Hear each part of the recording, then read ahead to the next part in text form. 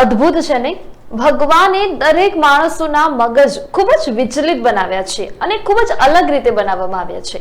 અમુક માણસો એમના ભગવાન દ્વારા ઘડવામાં આવેલા મગજનો સારી રીતે ઉપયોગ કરતા હોય છે અને અમુકના અંદર સારું મગજ હોય છે, પૈસા કમાવાની આવડત હોય છે, પણ એ અવળે રસ્તે ચડે છે એટલે મગજનો એ સરખી રીતે ઉપયોગ નથી કરી શકતા. સામાન્ય માણસ જ્યારે વધારે પૈસા કમાય ત્યારે એના અંદર ઘણા પ્રકારના બદલાવ આવતા હોય છે. અમુક બદલાવ સારા પણ હોય છે અને અમુક બદલાવ એ સામાન્ય માણસને પૈસા આવી જવાથી ખરાબ પણ થઈ જતા હોય છે. આ સાથે અમીર બનવાના ઘણા બધા લોકોના સપના હોય છે કે કાશ અમે પણ મોંઘી મોંઘી ગાડીઓ લઈને ફરીએ, અમારા પાસે પણ પૈસા હોય. પણ આમ અમીર બનવાના ચક્કરમાં અમુક લોકો એટલા અવળે રસ્તે ચડી જતા હોય છે.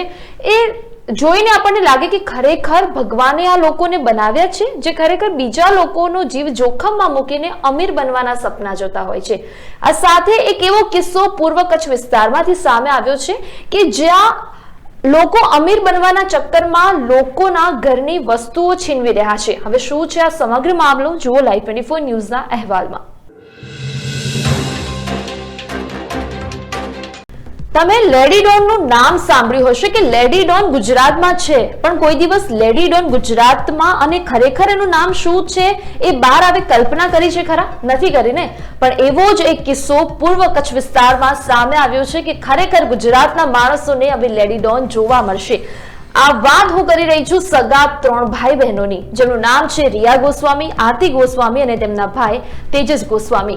અને તેમનો પરિવાર પહેલા સામાન્ય જીવન જીવતા હતા. અગાઉ મારા દ્વારા કહેવામાં આવ્યું કે જો કોઈ સામાન્ય માણસ અચાનક રાતોરાત અમીર બની જાય તો તેના સપના બદલાઈ જાય છે, એનું મન બદલાઈ જાય છે. ખરેખર એ માણસને સામાન્ય માણસ જ્યારે હતો ત્યારે એ કેવું જીવન જીવતો હતો એની કલ્પના એ ટાઈમે નથી કરતો જ્યારે એ અમીર બની જાય છે.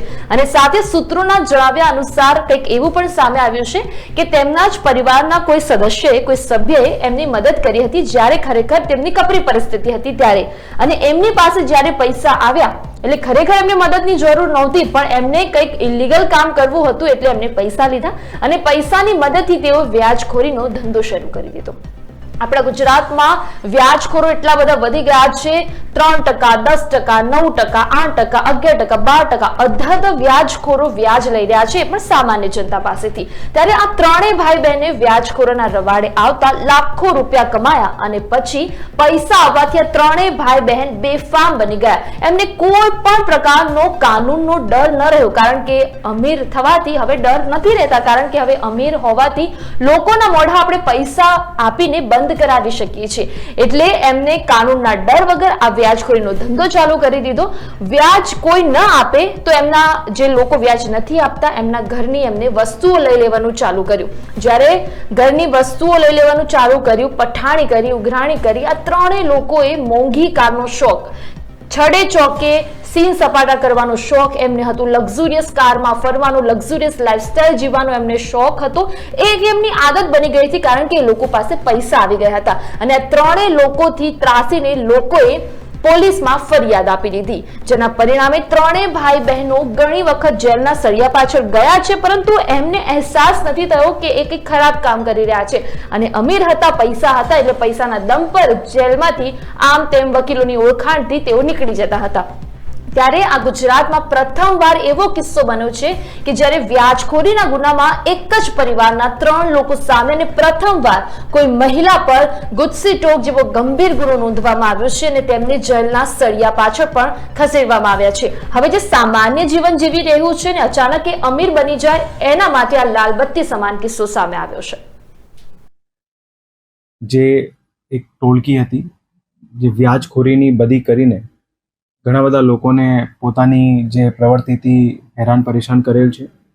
અને જેના લીધે આ આખી ટોળકી ઉપર જેમની મુખ્ય ગેંગ લીડર રિયા ગોસ્વામી અને એમના સાગરીતો આરતી ગોસ્વામી તથા એમનું જે ભાઈ હતું તેજસ ગોસ્વામી, એ ત્રણેય વિરુદ્ધ જે છે ગુજસીટોકની એક્ટ હેઠળ કાર્યવાહી કરવામાં આવેલ છે, જેમાં એ ત્રણેયને એમાં ડિટેન પણ કરવામાં આવેલ છે.